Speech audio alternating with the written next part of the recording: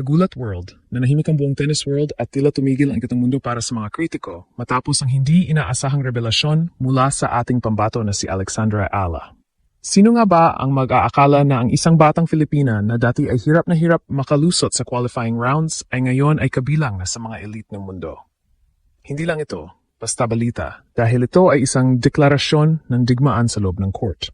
Matapos ang ilang taon ng pagkabigo, luha at pagtatanong kung kaya nga ba ng dugong Pinoy na makipagsabayan sa bilis at lakas ng mga higante sa Europe at Amerika, heto si Alex Ala, world number 50 sa pagtatapos ng 2025 at handa nang sakupin ang Melbourne Park para sa 2026 Australian Open. Ito na ang kwentong magbabago sa kasaysayan ng Philippine sports dahil sa kauna-unahang pagkakataon, hindi na natin kailangang dumaan sa butas ng karayom ng qualifiers.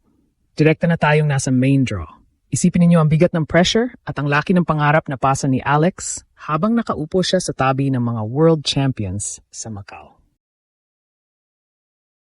Ramdam ang tensyon at ang nagbagang determinasyon sa kanyang mga mata nang sabihin niyang handa na siyang baguhin ang kanyang tadhana sa Australia. Ito ang sandaling hinihintay ng buong sambayanan. Ang pagbangon mula sa mga heartbreak ng nakaraan patungo sa isang legacy na tatatak sa buong mundo. Marami ang nagsabi noon na hanggang junior level lang ang galing ng Pinoy, na pagdating sa pro circuit ay lalamunin lang tayo ng buhay. Pero ang ranking na ito ang nagsilbing sampal sa mga mapanghusga. Sa kabila ng pagkatalo niya kay Mira Andreeva sa isang exhibition match, hindi takot kundi excitement ang namayani sa ating bansa. Dahil alam ni Alex at alam nating lahat na ang bawat pagkakamali sa preseason ay paghahanda lamang para sa isang mas malaking pagsabog sa Enero. Ang tanong ng lahat, ito na nga ba ang taon kung saan itataas ng isang Filipina ang kauna-unahang Grand Slam trophy sa kasaysayan? O ito na naman ba ay isang matamis na pangarap na mauwi sa panibagong pagluha? Handa na ba ang Pilipinas na saksihan ang pag-akyat ng isang reyna sa trono ng tennis?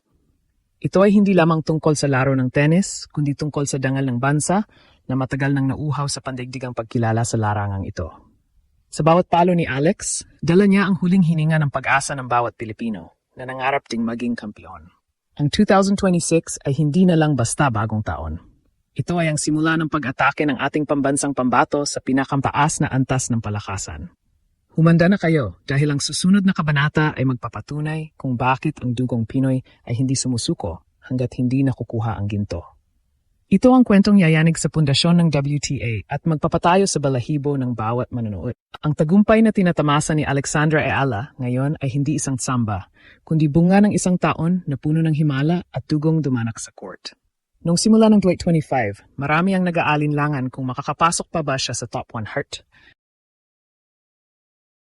Lalo na't nakapako ang kanyang ranking sa labas ng elite circle. Pero sa loob lamang ng 12 buwan, binura ni Alex ang lahat ng duda. Mula sa pagiging world number 143, bumasag siya ng mga pinto na akala ng marami ay sarado para sa mga Pilipino. Ang kanyang naging kampanya sa Miami Open ang nagsilbing mitsa ng pagsabog na ito. Bilang isang wildcard entry, ginulat niya ang mundo nang isa-isa niyang itumba ang mga dambuhala ng tennis, kabilang na ang dating world number 1 na si Iga Swiatek at ang matatandang pambato na sina Jelena Ostapenko at Madison Keys. Doon pa lang, naramdaman ng WTA na may isang bagong puwersa na nagmumula sa Timog Silangang Asya. Hindi tumigil si Alex sa pagiging giant slayer lang. Ang kanyang 2025 season ay tinapos niya ng may dalang kasaysayan, ang kanyang kauna-unahang WTA title sa Guadalajara Open at ang pag-abot sa milap na career high na world number 50 noong Nobyembre. Ito ang unang pagkataon sa buong kasaysayan ng Pilipinas na may isang manlalaro na nakatapak sa loob ng top 50. Isang tagumpay na hindi lamang para sa kanya, kundi para sa bawat batang nangangarap na may hawak na raketa sa mga kalsada ng Maynila.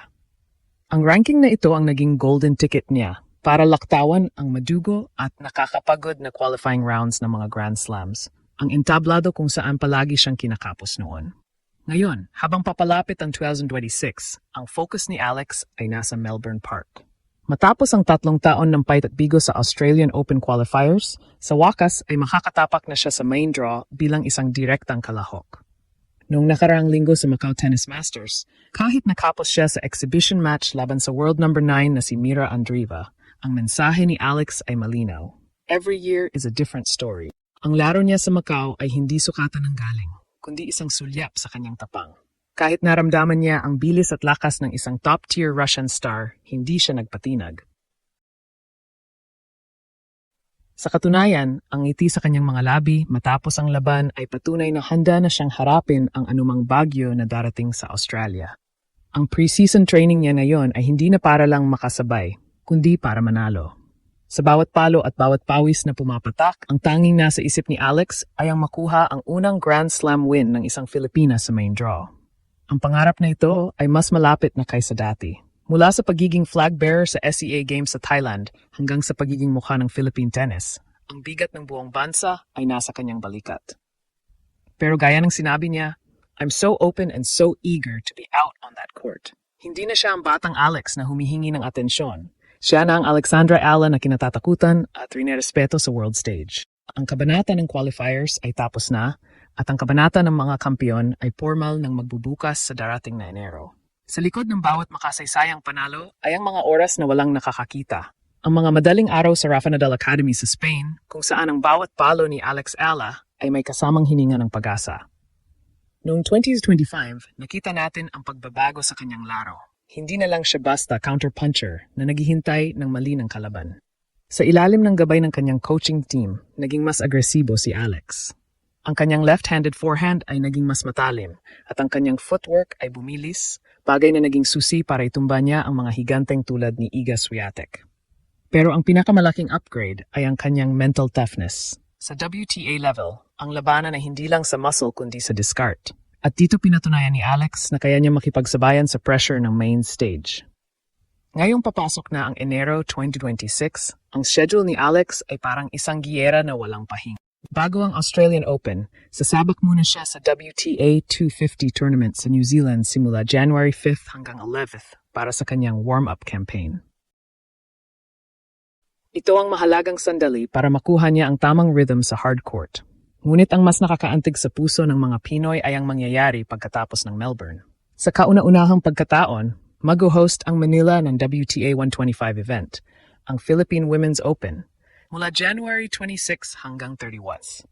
Isipin ninyo ang eksena. Ang ating pambato, sariwa mula sa laban sa Australia, ay uwi para maglaro sa harap ng kanyang mga kababayan. Ito ang homecoming na pinapangarap ng bawat atleta, ang pagkakataon na ipakita ang world-class talent sa sariling lupa. Sa kanyang huling laban sa Macau Masters nitong December 28, nakita natin ang preview ng 2026. Hinarap ni Alex ang world number 9 na si Mira Andreeva. Kahit na natalo siya sa e-score na 6-4, 6-2, ang laro ay hindi tungkol sa puntos kundi sa exposure. Si Andreeva mismo ang nagsabi na kailangan niyang magpasalamat kay Alex dahil sa tindi ng labang ibinigay nito sa kanya sa court.